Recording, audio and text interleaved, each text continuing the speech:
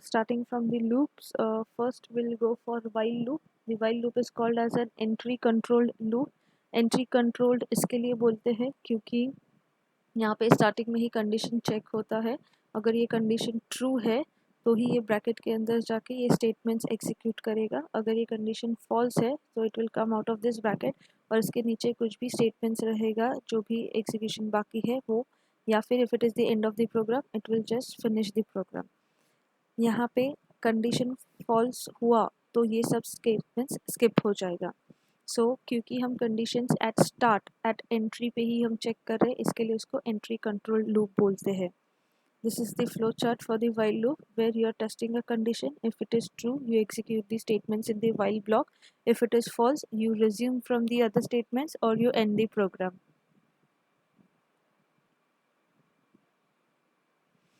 Example ये रहा, while I less than 5, यानी assume that we are initializing I equals to 2. I का value यहाँ पे 2 है तो ये कंडीशन चेक करेगा 2 less than 5 which is true. तो क्योंकि ये कंडीशन ट्रू है इसके लिए ये ब्रैकेट के अंदर जाएगा, ये स्टेटमेंट एग्जीक्यूट करेगा which says print F percent D comma I. Percent D इसके लिए क्योंकि आई को हमने इंटीजर वैल्यू असाइन किया है. तो 2 लेस देन 5 है, कंडीशन ट्रू है. सो दिस प्रोग्राम सेज कि जब तक कंडीशन ट्रू रहेगा तब तक हमको आई का वैल्यू प्रिंट करना है. तो 2 लेस देन 5 ट्रू हुआ, इसके लिए हम आई का वैल्यू प्रिंट करेंगे that is 2 over here. And then it says I को increment करो by 1. So I plus plus means you are incrementing i's value by 1. So since I का value was 2, so now it will be 2 plus plus. So it is 2 plus 1 that is 3. So ये बाहर नहीं आएगा. As I said कि वो loop है तो जब तक पहला कंडीशन यहाँ पे फॉल्स नहीं हो जाता है तब तक ये लूप कंटिन्यूसली चलता रहेगा. So I plus plus होने के बाद I का value will be 3. So then it will check whether 3 is less than 5. So again that condition is true because 3 is less than 5. So again it will print the value for I that is 3. तो output में क्या आएगा, पहले 2 print होगा फिर 3 print होगा, फिर ये 3 प्लस प्लस करेगा so it will be 4. So 4 less than 5 which is again true, so it will print the value for I that is 4.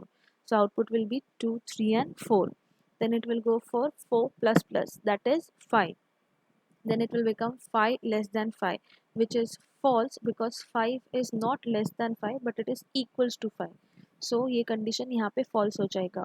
तो जब ये condition false हो जाएगा तब जाके ये इस bracket के बाहर आएगा और इसके नीचे अगर कुछ statement है वो execute करेगा, या फिर अगर वो प्रोग्राम का एंड है तो वो प्रोग्राम को टर्मिनेट करेगा आउटपुट प्रिंट करके. The next loop we study is the do while loop. The do while loop is similar in while loop execution but with a small difference that कि do while loop irrespective of whether the condition is true or not it will execute at least once in its lifetime. ये रहा उसका syntax. जैसा हमने बोला था कि while is an entry control loop, do while is an exit control loop. exit control इसके लिए बोलते हैं क्योंकि do while वाले loop में हम condition लास्ट में डालते हैं. ये रहा statement, do statements x increment or decrement whatever operation you want to perform while, यानी पहले हम लूप स्टार्ट करते हैं, इसके अंदर जो भी स्टेटमेंट्स है वो एग्जीक्यूट करते हैं और बाद में हम चेक करते हैं whether that condition is true और नॉट. एग्जाम्पल यहाँ पे मैंने किया है, लेट्स से आई का value is 11. So whenever the program executes it will execute printf %d, i यानी वो 11 प्रिंट करेगा क्योंकि हमने i को 11 वैल्यू असाइन किया है. So do while loop execute होगा क्योंकि स्टार्टिंग में यहाँ पे कोई कंडीशन नहीं है. So it is the compiler will take this as a normal statement to execute. So it will execute this printf statement also. So it will print the output 11. फिर वो i प्लस प्लस करेगा यानी i का value increment करेगा by 1. तो जहाँ पे पहले i में 11 स्टोर था अभी वो स्टोर करेगा 12. तो 12 स्टोर करने के बाद ये ब्रैकेट के बाद वो बाहर आएगा क्योंकि कंडीशन अपना यहाँ पे है. So do while loop ends over here and not at this bracket. So बाहर आने के बाद it will check i is less than 5. So i का वैल्यू 12 हो गया था तो 12 लेस देन 5, ये कंडीशन गलत हुआ. तो ये कंडीशन गलत हुआ इसके लिए वो सीधा बाहर आएगा और इसके नीचे जो भी स्टेटमेंट्स होगा वो एग्जीक्यूट करेगा. So in this case what happens is while में क्या होता था पहले कि कंडीशन ट्रू है तो ही वो स्टेटमेंट्स ब्लॉक एग्जीक्यूट होता था, लेकिन डू वाइल में क्या है कि क्योंकि कंडीशन हम लास्ट में चेक कर रहे हैं, इसके लिए वो ट्रू है या फॉल्स है उससे फ़र्क नहीं पड़ता है। उससे irrespective of that, this entire block at least once it will be executed in its life. हाँ, उसके बाद हम कंडीशन चेक करते हैं, तो अगर उसके बाद भी कंडीशन ट्रू रहा तो ही वो ब्लॉक एग्जीक्यूट होगा, अगर उसके बाद वो कंडीशन फॉल्स रहा तो वो एग्जीक्यूट नहीं करेगा आगे।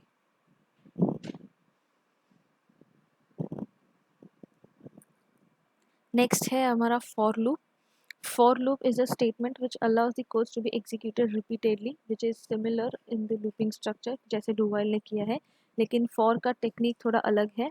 for का सिंटैक्स ऐसा है, first it will have initialization, semicolon, condition, semicolon, increment, decrement या जो भी ऑपरेशन परफॉर्म करना है। ये रहा उसका example. for i equals to 1, इसको बोलते हैं इनिशियलाइजेशन कि मैंने i को एक वैल्यू दिया है। देन i लेस देन 5, यानी ये कंडीशन है कि ये कंडीशन ट्रू होना चाहिए, एंड उसके बाद इंक्रीमेंट ऑपरेटर लिखा है। तो बेसिकली देखा जाए तो फॉर लूप के अंदर ही तीन अलग अलग स्टेटमेंट है, इनिशियलाइजेशन, कंडीशन एंड इंक्रीमेंट। ये तीनों अलग अलग स्टेटमेंट है, लेकिन इसका एग्जीक्यूशन कैसे होगा प्लीज़ ध्यान देना, बिकॉज बहुत कन्फ्यूजन होता है एग्जाम में। When I go for this execution, it will start as I equals to 1, यानी वो I को first value assign करेगा। Then it will check if I is less than 5. So 1 less than 5, which is true. So because it is true, it will enter the for loop. It will not go to this statement. It will enter this bracket. इस bracket के अंदर जो भी statement है, जैसे यहाँ पे है कि अगर ये condition true है तो I का value print करना है। तो because 1 is less than 5 and that condition is true, इसके लिए ये प्रिंट करेगा i का वैल्यू दैट इज 1, एंड इसके बाद it will go for this statement that is i plus plus. So i का वैल्यू हो जाएगा 2, तो जहाँ पे पहले 1 था, ये i प्लस प्लस के बाद अभी यहाँ पे हो जाएगा 2। Again it will come over here and check 2 less than 5 which is correct, so it will print 2। Then 3, so 3 less than 5 is correct, so print 3। फिर 3 plus plus 4, 4 less than 5 is correct, so print 4। So this way it will continue to execute. So execution order is first, second, if this condition is true, then third, and then fourth। अगर ये condition false हुआ तो ये पूरा skip करेगा और इसके नीचे जो भी statements है वो execute करेगा, वो यहाँ पे प्लस प्लस वाले इस पे जाएगा ही नहीं। This is how the for loop works.